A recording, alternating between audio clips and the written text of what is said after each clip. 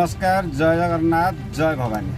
आज कथा खास करी कमर्शियल गाड़ी उपरे तो क्षुद्र व्यवसायी तो किसी आ भितर जोक अच्छी देह को ने मोर चिंताधारा जिते बेले उच्च शिक्षित वर्गर लोक चुप हो गले अर्थ जो मैंने गुड मैन जहाँ को आजिकल डेट्रे कहुच्छी से जिते चुप हो गले से आम साधारण लोक खटिकिया लोक आज मुह खोलिया पड़े। आज प्राय जगार जदि देखिए यही एग्रीगेटर कंपनी मैंने जिते बड़े आसिले ए बर्तमान समस्त छोट क्षुद्र व्यवसायी मानकर तंटी जीवे आरंभ कर तो आ पछरे किए आज पूरा स्टोरी उपर जा ना हूँ मांग में सिंदूर अर्थ आज प्रथम नेता आरंभ करिया एग्रीगेटर कंपनी और छोट मोट व्यवसायी। आज आपड़ जदि मार्केट हाल देखिए व्यवसाय गोटे प्रकार ठप हो गला जदिव आज आरबीआई रिपो रेट सामान रखी अर्थ सामान लोन सबकि मिल और सबकि कमेंट बक्स अच्छे आपण मैंने देखिपारे जमी होम लोन मिलता पर्सनाल लोन स्वाभाविक रखापी चेष्टा करुँचे एलएनएन आसूँ महंगाई स्तर बढ़िया आरंभ हो भितर आरबीआई तार किसी भाषण जारी कर लिंक देखिए तो कथा जिते गुड मैन चुप हो गले कंप्रोमाइज हो गले निजर जो आभिजात्य को बजाय रखापी कंप्रोमाइज हेले जिते चाकचक्य परिवेश रोचंती आखि मुझीदे अन्या को चुप हो गले गोटे पटे सरकार एवं देखिए निजर निज दायित्व छाड़ी जिते बड़े गोटे ग्रीन एनर्जी अर्थ गोटे पर्यावरण नारा देकी गोटे ईवी गाड़ी प्रचार प्रसार लगिगले कौ भली भावे छोट मोट व्यापारी बर्बाद होती तार उपरे कहानी आपण मैंने देखूँ आप गोटे कथा जानते किसी हिंदी शब्द को आ भितर जोड़ी दूसरी मांग में सिंदूर अर्थ जिते बड़े आम कौन सी एक आंदोलन करुचे आंदोलन तरीका आपण मैंने जानते आम रखुचे आम 10टा मांग रखीचु अर्थ 10टा दाबी रखीचु 10 दफा दाबी 7 दफा दाबी आम आज आंदोलन करुँ आम क्या कहे सरकार पाखे कहे तो सरकार ये मांग जिते नौची सी चिंता करुचे मु आपन को 3टा देवी बा 4टा देवी तार इच्छा उपर निर्भर कर इच्छा जिते आम कहे ये जनता जनार्दन बोली इलेक्शन समय कहुचे विभिन्न जगार लिखाई लोकों द्वारा लोकों ये द्वारा ये निर्वाचित वास्तव में यहाँ संपूर्ण भाव भूल आपण मैंने मानतु जे आपण नेता आपण बाछिचंती ना नेता आपण को बाछी आपण केबे नेता बाछी ना आपण को हाँ अल्टरनेटिव दिखाई राम नहले दाम को आपण देवे या किंतु आपण मन पसंद लोक केबे आपण बाछी ना आ परिस्थिति पड़ी कौन कहते कौन करवा आ किए अच्छे या किंतु मनरे संतुष्ट सहकार आपण केबे बाछी ना तो जिते बेले आपण मैंने गोटे देखिथिबे गोटे जोक थाए जे गोटे पुओटे कहूँ जे आज या हवा द्वारा बर्तमान मुझे एत दुख कष्ट भोगुचे से तार सहधर्मणी कहूँ जे तमें तो दिन बुलाइबार अर्थ बाजा रोषणी करके मत डाकिक आनी तेणु भोग कथा उठू जिते बड़े आम चिंता कर यही लोक मैंने यही खटिकिया लोक यही साधारण लोक यही मैंने को आनिक ठिया करदे किंतु जिते बड़े मैंने सत्तार आसीगले चिंता करते मैंने कौन कले ना आपण को भूलीगले कार काम कले ना पुंजीपति काम आरंभ कर ये खेल बुझा कले आज टी एग्रीगेटर कंपनी पर जावा आपण मैंने देखिए एवं एग्रीगेटर कंपनी माने छोट व्यवसायी मान को कौ भली भाव लुटुछन गोटे पटे तैल दरदाम बढ़ुची सरकार युद्धर बा हरमुज प्रणाली बाहाना बजाई दे इंधन रेट बढ़ाई दरदाम सबकि जिते गाड़ी तेल दरदाम बढ़ला गाड़ी सबकि मार्केट बजार सबकि बढ़िया आरंभ होगा बढ़ोतरी है आपणकर विगत दिन में गाड़ी परमिट फिटनेस इंश्योरेंस आपणकर जेकोसी स्पेयर पार्ट सबकि बढ़ीगला किंतु जो भड़ा आम करुचे गोटे जगार अन्य जगह जाऊे तार रेट बर्तमान किलोमीटर प्राइस कम या पछर कारण ये खास करके वीडियो साधारण जो मैंने ऑनलाइन व्यवस्था अच्छा हो पारे मु भूल कहते पारे बा क्या मन कष्ट दे पारे कि संपूर्ण भाव बुझे को आगे चेष्टा करें कहीं एवं जदि न बुझे के बुझे आ जो मानक आपण मैंने ଭାବିଲେ ଯେ ଯେମିତି ନେତାମାନେ ପଦ ପାଇଗଲା ପରେ ସେମାନେ ସମ୍ପୂର୍ଣ୍ଣ ଭୁଲିଗଲେ, ଯେଉଁମାନଙ୍କୁ ଆପଣ ଜାଗାରେ ବସେଇଦେଲେ ସେମାନେ ମଧ୍ୟ ଭୁଲିବା ଆରମ୍ଭ କରିଦେଲେ। ଆପଣମାନେ 10 ଟଙ୍କା 50 ଟଙ୍କା ବିଭିନ୍ନ ଏମିତି ସଂଘ ଅଛନ୍ତି ଦେଇକି ଆପଣମାନେ ଭାବିଲେ ସାୟଦ ଆମେ ଏକଜୁଟ ହେଇକି ରହିଲେ କିଛି କରିବା, କିନ୍ତୁ ଆର ଫଳ କ'ଣ ମିଳୁଛି ଆପଣମାନେ ଭଲ ଭାବେ ଜାଣିଛନ୍ତି। ସେ ଉପରେ ମୁଁ ଯିବାର ନାହିଁ। ତ କଥା ଉଠୁଛି ଏବେ ସମସ୍ତଙ୍କର ବେନିଜନେ ସମଦୋଷ ଏଇଭଳି ଆସିଯାଇଛି। ଏ କଥା ହେବାର କାରଣ କ'ଣ? ଆପଣମାନେ ଦେଖିଥିବେ, ଆପଣମାନେ ପୂର୍ବରୁ ଗାଁ ମାନଙ୍କରେ ଦୋକାନକୁ ଯାଉଥିଲେ ଗୋଟେ ଚିଠା ଲେଖା ହେଉଥିଲା।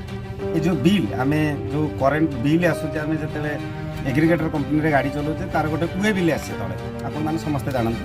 ସେଥିରେ ଲେଖା ହେଉଛି ଆପଣ ଏଇଠୁ ଏତିକି ଜାଗା ଗଲେ ଏତିକି ମିନିଟ୍ ଏତିକି ସମୟ ଏତିକି କିଲୋମିଟର ଏତିକି ଟଙ୍କା ଆପଣଙ୍କର ତୟ ହେବେ। ତ ଇଏ ଗୋଟେ ପ୍ରକାର ମାନି ନିଅନ୍ତୁ ଇଏ ହୁଏ ବିଲ୍। ତ ଆପଣମାନେ ଆଗରୁ ହାତ ଲେଖା ବିଲ୍ ଆସୁଥିଲା, ପର୍ଚି ଆସୁଥିଲା, ଏବଂ ଏବେ କମ୍ପ୍ୟୁଟର ବିଲ୍ ମଧ୍ୟ ବିଭିନ୍ନ ମଲ୍ରେ ବା ବିଭିନ୍ନ ସୋରୁମ୍ ଯେତେବେଳେ ଯାଉଛନ୍ତି କମ୍ପ୍ୟୁଟର ବିଲ୍ ଆସୁଛି। କେମିତି ଆସୁଛି? 1 ନମ୍ବରରେ ମାନି ନିଅନ୍ତୁ ଆପଣ ଚିନି କିଣିଲେ, ଚିନି 1 କିଗ୍ରା ତାର ରେଟ୍ ଏତିକି। 2 ନମ୍ବରରେ ଆପଣ ବୁଟ କିଣିଲେ ଏତିକି ୱେଟ୍, ତାର ଦାମ୍ ଏତିକି। ତ ଯେତେବେଳେ ଆପଣ ଗାଡ଼ିରେ ଯାଉଛନ୍ତି ଆପଣମାନେ ମାର୍କ କରିବେ, ଯେତେବେଳେ ବୁକିଂ ଆସୁଛି ସେତେବେଳେ ଜଣକ ନାଁ ଆସୁଥିବ। ମାନି ନିଅନ୍ତୁ ଗୋଟିଏ ନାଁ ଏମିତି ନେଇଯିବା ଯେ ଗୋଟେ ନାଁ ନିଅନ୍ତୁ XYZ, ଏକ୍ସ ବୋଲି ଗୋଟେ ଲୋକକୁ ଆପଣ ବୁକ୍ କଲା, ଆପଣ ନେଇକି ଯାଉଛନ୍ତି। ସେ ଦେଖାଉଛି ଯେ ଏକ୍ସ ଲୋକଟି ଅମକ ଜାଗାରୁ ସମକ ଜାଗାକୁ ଯିବ, ତାର ପ୍ରାଇସ୍ ମଧ୍ୟ ଆପଣଙ୍କୁ ଜଣାଇଦେଲା। କିନ୍ତୁ ଏକ୍ସ ପରିବର୍ତ୍ତେ ଆପଣ ଦେଖିବେ ତା ସାଥିରେ ଆଉ ଜଣେ ଥାଇପାରେ, 2 ଜଣ ଥାଇପାରେ ବା ଏକା ବି ଥାଇପାରେ।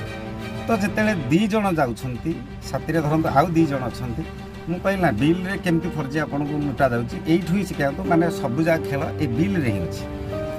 ଯଦି ଏକ୍ସ এইଠୁ ହେଇଯାଏ ଯାଉଛି ଏତିକି ଟଙ୍କା, ତା ସାଥିରେ ଯେଉଁ ୱାଇ ଆଉ ଜେଡ୍ 2ଟି ଲୋକ ଯାଉଛନ୍ତି ତାଙ୍କର ବିଲ୍ କାହିଁକି ଶୂନ୍ୟ? ଏ କଥା ବୁଝିବାକୁ ଚେଷ୍ଟା କରନ୍ତୁ। ତାଙ୍କ ବିଲ୍ କାହିଁକି ଶୂନ୍ୟ? ଯଦି ଆଇଦର ଗୋଟିଏ କଥା ହେଇପାରେ, ଆଇଦର କମ୍ପାନୀ ଯେତେବେଳେ ବୁକିଂ ଦେଉଛି ବା ଆପଣ ମାନି ନିଅନ୍ତୁ ଲୋକ କହୁଛନ୍ତି ନା ଗାଡ଼ିର କାପାସିଟି ତ ଏତିକି ଜଣ, ଆରେ ଭାଇ ଟ୍ରେନ୍ର କାପାସିଟି 1200 ଅଛି, ତ ଅର୍ଥ ଆପଣ କ'ଣ ଜଣେ ଲୋକ 1200କୁ କରୁଛି କି? 1200 ଜଣ ଗଲେ ସୁଦ୍ଧା ଆପଣଙ୍କର ଜଣଙ୍କର ନାଁ, ତାର ଆଧାର ନମ୍ବର, ତା ବୟସ ନମ୍ବର, ତାପରେ ଯାଇକି ରିଜର୍ଭେସନ୍ ହେଉଛି। ଯଦି ଆପଣ ରିଜର୍ଭେସନ୍ ଜେନେରାଲ କଥା ଛାଡ଼ନ୍ତୁ। ତ ଯେତେବେଳେ ଇଏ କହୁଛନ୍ତି ଆମେ ବୁକିଂରେ ଯାଉଛୁ, ତ ଏଠି XYZ 3 ଜଣଙ୍କର ନାଁ ରହିବା କଥା, ସେ କଥା ମେନସନ୍ କରାଯାଏନି। ଅର୍ଥ କମ୍ପାନୀ ଏଇଠି ଆପଣଙ୍କୁ ଫ୍ରଡ୍ କରୁଛି ଯେ ଭାଇ ମୁଁ ତ ଏକ୍ସ ବୁକ୍ କରିଦେଲା, ଏକ୍ସର ଗୋଟିଏ 1 ପର୍ସନ୍, ତ 1 ପର୍ସନ୍ 1 ବିଲ୍ ମୁଁ ଦେଇଥିଲି, ତ YZ କିଏ ସେ? ତ ଯେତେବେଳେ ଆପଣ ଜଣକ ନାଁରେ 3 ଜଣକୁ ନେଇଯାଉଛନ୍ତି ସେଇଠି ହିଁ ଧୋକାଧାଡ଼ିଟା ଆରମ୍ଭ ହେଇଯାଇଛି। ଏ କଥା ବୁଝିବାକୁ ଆଜ୍ଞା ଚେଷ୍ଟା କରନ୍ତୁ।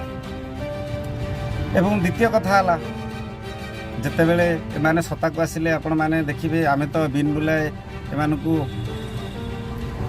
ପ୍ରଚାର ପ୍ରସାର ଆପଣ ଦେଖିଥିବେ କେଉଁଭଳି ଗାଁ ଗହଳି ସହରରେ ହେଇକି ଏମାନେ ଯାହା ଇଲେକ୍ଟେଡ଼ ହେଇଗଲେ ଏବଂ ନେତା ମନ୍ତ୍ରୀ ହେଇଗଲେ। ଯେତେବେଳେ ହେଇଗଲେ ୟାକୁ ଚଲେଇବାକୁ କିଛି ଆର୍ଥିକ ଇଏ ଦରକାର। ଆପଣମାନେ ଦେଖିଥିବେ ଏବେ ଗୋଟେ ପ୍ଲାନ୍ ଚଲାଯାଉଛି, ଏବେ କିଛି ଟ୍ରକ୍ ମାନିନିଅ BS4 ଠୁ ତଳକୁ ଗାଡ଼ିଗୁଡ଼ିକ ଏବେ ଗୋଟେ ପାଇଲଟ୍ ପ୍ରୋଜେକ୍ଟ ଭଳିଆ ଏବେ ବନ୍ଦ କରିବାକୁ ଯାଉଛି ଏବଂ ଗୁଡ଼ାଏ ଜାଗାରେ ଇଭିକି ପ୍ରମୋଟ୍ କରାହେଉଛି। ଆପଣ ଏବେ ଯଦି ଅଫିସରେ କାଲି ମାନ୍ୟବର ପରିବହନ ମନ୍ତ୍ରୀ କହୁଥିଲେ ଯେ ଯଦି ଏଠି ଇଭି ଗାଡ଼ି ଯେ ଲଗେଇବ, ଏବେ ଆଗକୁ ଯେଉଁ ଗାଡ଼ି ଲାଗିବ ଅଫିସରେ ସେ ମଧ୍ୟ ଇଭି ଗାଡ଼ି ହେବା ଦରକାର ଏବଂ ସରକାରୀ ସ୍ତରରେ ଯଦି ଗାଡ଼ି କିଣା ହେବ ପ୍ରାୟତଃ ଇଭିକି ପ୍ରାଧାନ୍ୟ ଦିଆଯିବ।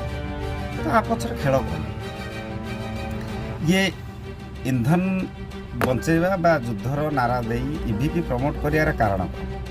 ଯଦି ଆ ପଛକୁ ଯିବେ ଆପଣ ଦେଖିବେ, ମାନ୍ୟବର ଯଶସ୍ୱୀ ପ୍ରଧାନମନ୍ତ୍ରୀ କହୁଥିଲେ ଆମେ ଦେଶ ବିକନେ नहीं दूंगा, କିନ୍ତୁ ଏଠି ଜଙ୍ଗଲ ଜମିନ ସଂସାଧନ ଖଣି ପାଣି ଆପଣଙ୍କର FCIର ଖାଦ୍ୟ ଆପଣ ସବୁକିଛି ରେଲୱେ ଟ୍ରାନ୍ସପୋର୍ଟ ଏୟାରଲାଇନ୍ ସବୁକିଛି ବର୍ତ୍ତମାନ ପୁଞ୍ଜିପତି କବ୍ଜାକୁ ଧୀରେ ଧୀରେ ଯାଉଛି। ଦେଶ ବିକ୍ରି ହେଉନି କିନ୍ତୁ ଅନ୍ୟ ସବୁ ସେକ୍ଟର ବର୍ତ୍ତମାନ ପ୍ରାଇଭେଟ୍ ଆସା ନେଇଯାଉଛି। କ'ଣ ନାଁ ଦିଆଯାଉଛି ନା PPP, ପବ୍ଲିକ୍ ପ୍ରାଇଭେଟ୍ ପାର୍ଟନରସିପ୍। ଏ କଥା ମୋ ମୁହଁରୁ ଖରାପ ଲାଗିପାରେ କିନ୍ତୁ ଆପଣ ବୁଝିବାକୁ ଚେଷ୍ଟା କରନ୍ତୁ। ଯଦି ଆଜି 10 ବର୍ଷର 8 ବର୍ଷର ଗାଡ଼ିକି ବନ୍ଦ କରିଦିଆଯାଉଛି ତାହେଲେ ନୂଆ ଗାଡ଼ି ଆସିବ। ନୂଆ ଗାଡ଼ି ଆସିଲେ ଆପଣ ମାନି ନିଅନ୍ତୁ ଯେଉଁ ୱାନ୍ ଟାଇମ୍ ଆମେ ଟ୍ୟାକ୍ସ ପଡ଼ୁଛି ଇଏ ତ ରାଜସ୍ୱ ବଢ଼ିବ। ତାହେଲେ ସରକାରଙ୍କର ଏମିତି ତ ପକେଟ୍ ଖାଲି ଯେଉଁ ରାବିଡ଼ି ବଣ୍ଟା ଯାଉଛି। ଉଦାହରଣ ତ ଗୋଟେ ନେଇଯାଉଛି, ଆପଣ କାଲି ଗୋଟେ ନିର୍ଦ୍ଦିଷ୍ଟ ସରକାର ଏବେ ଯାହା ନାଁ ନେଉନି, ଆପଣମାନେ ଜାଣିଥିବେ ନୂଆ ସରକାର ଗଠନ ହେଲା ସେ ଟୋଟାଲ୍ କହିଲେ ଆମ ବର୍ତ୍ତମାନ ଯେଉଁ ସୁବିଧା ଆମେ ଯେମିତି ଓଡ଼ିଶାରେ ପାଉଛେ ଏବେ ବସ୍ ସେବା ଯେଉଁ ଦିଆଯାଉଛି ବସ୍ ସେବା ଟୋଟାଲ୍ ଫ୍ରି କର। ତାହେଲେ ଗୋଟିଏ କଥା ଆପଣ ଜାଣିଥିବେ, ଗୋଟେ ପଟେ ଯଦି ଆମେ ଦେଖିବା ପୃଥିବୀର ଗୋଟେ ପଟେ ଦିନ ହେଲେ ଗୋଟେ ପଟେ ରାତି ହୁଏ, ଏଇଟା ନିରାଟ ସତ୍ୟ। ବା ପକ୍ଷେ ଅନ୍ଧାର ହେଲେ ପକ୍ଷେ ଆଲୋକ ହୁଏ, ବା ଅମାବାସ୍ୟା ପୂର୍ଣ୍ଣିମା କଥା କହୁଛି। ତ ଯଦି ଦିନରେ ସୂର୍ଯ୍ୟ ଆସୁଛି ରାତିରେ ଚନ୍ଦ୍ର ଆସୁଛି, ଦିନରେ ଗରମ ଆସୁଛି ରାତିରେ ଶୀତଳ ଆସୁଛି। ତ କଥା ଉଠୁଛି ଯେତେବେଳେ ବସ୍ରେ ଲୋକ ମାଗଣା ଯାତାୟାତ କରିବେ, ତାହେଲେ ଯେଉଁ ଛୋଟ ମୋଟ ଅଟୋ ଟ୍ୟାକ୍ସି କଥା କୁହନ୍ତୁ, କ୍ୟାବ୍ କଥା କୁହନ୍ତୁ, ବା ଟୁ ହ୍ୱିଲର ବାଇକ୍ କଥା କୁହନ୍ତୁ, ଏମାନଙ୍କ ସେଥିରେ କିଏ ଯିବ? ଏ ମହଙ୍ଗା ଯୁଗରେ ଯେତେବେଳେ ଗୋଟିଏ ମାନି ନିଅନ୍ତୁ ନିର୍ଦ୍ଦିଷ୍ଟ ଜାଗାକୁ 10 କିଲୋମିଟରକୁ ମାନି ନିଅନ୍ତୁ ଭଡ଼ା 150 ଟଙ୍କା, ଯଦି ଯଦି ସରକାର ମାଗଣା ସେବା ଦେବେ ତାହେଲେ ଲୋକ ମାଗଣା ସେବାରେ ନ ଯାଇକି ଆପଣଙ୍କ ସେଥିରେ ଯିବ କି? ତା ଅର୍ଥ କିଛି ଲୋକଙ୍କ ଲାଭ ସୁବିଧା ଅର୍ଥେ ଅନ୍ୟ କିଛି ଲୋକଙ୍କୁ ବର୍ବାଦ କରିବା, ଇଏ ବର୍ତ୍ତମାନ ପଲିସି। ତେବେ ଆପଣମାନେ ତୟ କରନ୍ତୁ, ଯେତେବେଳେ ସବୁ କିଛି ବିକାବୁ ହୋଇଗଲେ ଆପଣଙ୍କର ଗଦି ମିଡ଼ିଆ କଥା ଆପଣ ଦେଖୁଛନ୍ତି ଏବଂ ଗୁଡ଼ମ୍ୟାନ୍ କଥା ମଧ୍ୟ ଦେଖୁଛନ୍ତି, ଏବଂ ଯେଉଁମାନେ ବଡ଼ ବଡ଼ ମାନି ନିଅନ୍ତୁ ଟ୍ରେଡ୍ ୟୁନିୟନ୍ରେ ଅଛନ୍ତି କିଛି, ଏମାନେ ମଧ୍ୟ ଆପଣ ବୁଝିପାରୁଥିବେ କ'ଣ କହିବାକୁ ଚାହୁଁଛନ୍ତି। ଆଜି ଏତେ ସବୁ ହେଲାଣି, ସବୁଆଡ଼େ ଲୋକଙ୍କ ଭିତରେ ଆଲୋଡ଼ନ ତିଆରି ହେଣି। ଖାଲି ମୁଁ କହୁନି ଯେ ଗାଡ଼ି ସେକ୍ଟର କଥା, ସବୁ ସେକ୍ଟର ଏଇ କିଛି ହେବାକୁ ଯାଉଛି, ଏ କଥା ମୁଁ କହୁନି, ଆପଣମାନେ ଅନ୍ଦାଜ ମଧ୍ୟ ଲଗାଉଥିବେ। ଆଜି ଯେତେବେଳେ ଆପଣ ଦେଖିବେ, ଏବେ ମୁଁ ଦେଖୁଥିଲି ଗୋଟେ ଉଦାହରଣ ସ୍ୱରୂପ କାଲି ଗୋଟିଏ ଭଙ୍ଗା ହେଉଥିଲା, ଗୋଟିଏ ରୋଡ଼ ଆମର ଏଇ ନାକା ଗେଟ୍ ଗୋଟେ ରୋଡ଼ ଭଙ୍ଗା ହେଉଥିଲା। କିଛି ଲୋକ ମୁଁ ଦେଖୁଥିଲି ବିଡ଼ିଏ ତାର ଭାଙ୍ଗୁଥିଲା, ଯାହାକୁ ତାଙ୍କର କ'ଣ ଅଛି ପ୍ଲାନ୍ ଅଛି, ମାଷ୍ଟର ପ୍ଲାନ୍ ଅନୁସାରେ ସେ ଭାଙ୍ଗୁଛନ୍ତି। ତ କିଛି ଲୋକ ଯଦି ଦୁଃଖ କରୁଥିଲେ, କିଛି ଲୋକ ଖୁସି ହେଉଥିଲେ, କହୁଥିଲେ ସବୁ ଭଲ ହେଇଛି, ଭାଙ୍ଗିବା ଦରକାର, ଜାଗା ବାଡ଼ି ବସୁଥିଲା ଏବେ ଲୋକଙ୍କ ଭିତରେ ଏମିତି ଯେଉଁ ବଟାକେ ତ କଟାକେ ଅଲରେଡ଼ି ଏମାନେ ବିଭିନ୍ନ ଧର୍ମ ନାଁରେ ବାଣ୍ଟି ହେଇଗଲେଣି, ବିଭିନ୍ନ ଜାତି ନାଁରେ ବାଣ୍ଟି ହେଇଗଲେଣି, ଏବଂ ସମସ୍ତଙ୍କ ଦେହରେ ବର୍ତ୍ତମାନ ବିଷ ଭରିବା ହେଲାଣି। ଅନ୍ୟ ଜଣକୁ ଯଦି କିଏ ଦେଖୁଛି ସେ ଆଉ ଭଲ ଦୃଷ୍ଟିରେ ଦେଖୁନି, ତାର କେମିତି ଆଗ ଖରାପ ଦୃଷ୍ଟି ନେବି ସେ କଥାକୁ ସେ ଆଗ ନେଉଛି। ତେବେ ଏ ଯେଉଁ ପରିପ୍ରେକ୍ଷୀରେ ବିଭିନ୍ନ ସଂଗଠନ ହେଲେ, ଯଦି ଆପଣମାନଙ୍କ ଭିତରେ ଯଦି ଏକତା ନ ରହିବ, ମୁଁ ବଡ଼ ଚକ୍କର ରହିଲେ, ଯେମିତି ଆଗରୁ ଇଂରେଜ ଆସିଲା ବେଳେ ଯେମିତି ଇଏ ସବୁ କିଛି ଆକୁ ତା ସାଥିରେ ଲଢ଼େଇବା, ତା ସାଥିରେ ଧୀରେ ଧୀରେ ଟୋଟାଲ ସାମ୍ରାଜ୍ୟ ଏଠି କବ୍ଜା କରିଥିଲେ, ସେଇଭଳି ଭାବେ ଏଠି ଆମେ ବର୍ବାଦ ହେବା ତୟ, ଏହା ମାନିକି ଚାଲନ୍ତୁ। କାହିଁକିନା ଆପଣଙ୍କ ପାଇଁ ସ୍ୱର କେହି ଉଠାଇବେନି। ଆପଣଙ୍କୁ ଭୋକ ଲାଗୁଛି, ଆପଣ ଖାଇବେ, ଆପଣ ମାଗିବେ, ଆପଣ ହକ୍ ପାଇଁ ଦାବି କରିବେ। ଆପଣଙ୍କ ପାଇଁ ସ୍ୱର ଉଠାଇବା ବର୍ତ୍ତମାନ ମୋତେ ଲାଗୁନି ଯେ ଏ ଯେଉଁମାନେ ଲିଡ଼ର ଅଛନ୍ତି ଏମାନେ ଆପଣଙ୍କ ସ୍ୱର ଉଠାଇବେ। ଆପଣଙ୍କ ପାଇଁ ଆପଣ ଉଠିବେ। ଆପଣ ସ୍ମାର୍ଟଫୋନ୍ ଧରିଛନ୍ତି, ଆପଣଙ୍କ ପାଖରେ ମେଲ୍ ଅଛି, ଆପଣଙ୍କ ପାଖରେ ବିଭିନ୍ନ ସୋସିଆଲ ମିଡ଼ିଆ ହ୍ୟାଣ୍ଡେଲ୍ ଅଛି। ନିଜେ ନିଜର ଦୁଃଖ କୁହନ୍ତୁ ଏବଂ ସମ୍ପୂର୍ଣ୍ଣ ଭାବେ ବୁଝେଇକି ଜଣାନ୍ତୁ ଏଠି ବାସ୍ତବର ଅସୁବିଧା କ'ଣ ହେଇଛି, ଆଉ କେଉଁ ଅସୁବିଧାରେ ଆଜି ସାଧାରଣ ଲୋକ ବୁଝୁଛି। ଏବେ ଯେତେବେଳେ ମୋ ସେକ୍ଟର ବର୍ବାଦ ହେଉଛି, ଯଦି ଅଲଗା ସେକ୍ଟର କିଛି ବର୍ବାଦ ହେଉଛି, ମୁଁ କିଛି ଭଲ ହେଇଛି, ମୁଁ ତ ମୋର ହେଲା ତାର। ତ ଏ ସମସ୍ୟା ବର୍ତ୍ତମାନ ଦେଶରେ ଗତି କରୁଛି। ଆପଣମାନେ ଦେଖିଛନ୍ତି ଏବେ କେଉଁଭଳି ଭାବେ ମାଷ୍ଟର କ୍ୟାଣ୍ଟିନ୍ରେ ଗୁଡ଼ାଏ ଲୋକ କିଏ ପୁରା ସମ୍ପୂର୍ଣ୍ଣ ସ୍ଥାୟୀ ନିଯୁକ୍ତି ପାଇଁ ପ୍ରୋଟେଷ୍ଟ କରୁଛି, କିଏ ଚାକିରିରୁ ତଡ଼ିଆ ହେଉଛି ସିଏ ବି ପ୍ରୋଟେଷ୍ଟ କରୁଛି, ଏବଂ କିଛି ବସ୍ତି ବାସିନ୍ଦା ତାଙ୍କର ଭାଙ୍ଗି ଯାଉଛି ସେ ମଧ୍ୟ ନେଉଛନ୍ତି। ତ ଏଠି ସୁଖ୍ୟାରେ କିଏ ଅଛି? ଖାସ୍ କରିକି ଯଦି ଦେଖିବା କିଛି ସଂସ୍ଥା ଯଦି ନେବା, ଫାର୍ମା କଥା କୁହନ୍ତୁ ବା IT ସେକ୍ଟର କୁହନ୍ତୁ, ପୁରୁଣା ଲୋକ ଯେଉଁମାନେ ଏ ଗୁଡ଼ମ୍ୟାନ୍ ଅଛନ୍ତି, ମାନେ କିଛି ପୁରୁଣା କାଳିଆ ଜବ୍ ଯେଉଁମାନେ ସରକାରୀ ଜବ୍ କରୁଛନ୍ତି, ସେମାନଙ୍କୁ ଛାଡ଼ିଦେଲା ପରେ ଆଉ ଯେଉଁମାନେ ଠିକାରେ ଅଛନ୍ତି ତାଙ୍କର ତ ଏଲ୍ ଲାଗିବା ତଳ। ଏତିକି ମାନି ଚାଲନ୍ତୁ। ଜୟ ଜଗନ୍ନାଥ। ଏବେ ମାନି ନିଅନ୍ତୁ ନମ୍ବର ସମସ୍ତଙ୍କର ଆଗେ ଆସୁଛି। ଏ ଯେଉଁ କଥା ୱାର୍ଲଡ ଇକୋନୋମିକ୍ ଫୋରମ୍ କହିଛି ନା, ନମ୍ବର ସମସ୍ତଙ୍କର ଆସୁଛି। ତ ମାନ୍ୟବର ଯୋଗୀଜୀ ଯେଉଁ କଥା କହିଥିଲେ କଟେଙ୍ଗେ ତ ବଟେଙ୍ଗେ, ଏବେ ଆମେ କଟିବା ଆଉ ବାଣ୍ଟିବା, ଏହା ନିଶ୍ଚିତ। ବୁଝିବାକୁ ଚେଷ୍ଟା କରନ୍ତୁ। ମାଙ୍ଗ ମେ ସିନ୍ଦୁର, ଯେମିତି ଗୋଟିଏ ଯାତ୍ରାପାଟି ଆପଣ ଦେଖିଥିଲେ, ଖରାପ ଝିଅର ଗପ ଗୋଟେ ବଢ଼ିଆ ଷ୍ଟୋରି ଥିଲା। ଯେମିତି ଗୋଟିଏ ଲୋକ ଗୋଟିଏ ଜାଗାରେ ପରିବାରକୁ ବାପା ମା ଭାଇ ବନ୍ଧୁ ସମସ୍ତେ ଥିବା ସତ୍ତ୍ୱେ କାହା ସାଥିରେ ପଡ଼ୁନଥାଏ, ଗୋଟିଏ ଲୋକ ଏମିତି ବର୍ବାଦ କରିଦେଇଥିଲା ଯେ ସତ କହିବାକୁ ସମସ୍ତେ ଡରୁଥିଲେ। ଏଠି ଦେଶକୁ ବଞ୍ଚିବାକୁ ଗଲେ ଦୁଇଟି ଲୋକର ଭୂମିକା ଏଠି। ଯଦି ଏଇ ଦୁଇଟି ଲୋକ ଦେଶ ଭଲ ଚାହିଁବେ, ଅନ୍ତତଃ ଏଇ ଦୁଇ ଜଣ ବହୁତ କଲେ ଏମାନେ ବର୍ତ୍ତମାନ ଗାଦି ଛାଡ଼ିକି ଚୁପଚାପ ବସି ପଡ଼ିଲେ ସାୟଦ ଦେଶର ଭଲ ହେଇଯାଉଛି। ଜୟ ଜଗନ୍ନାଥ।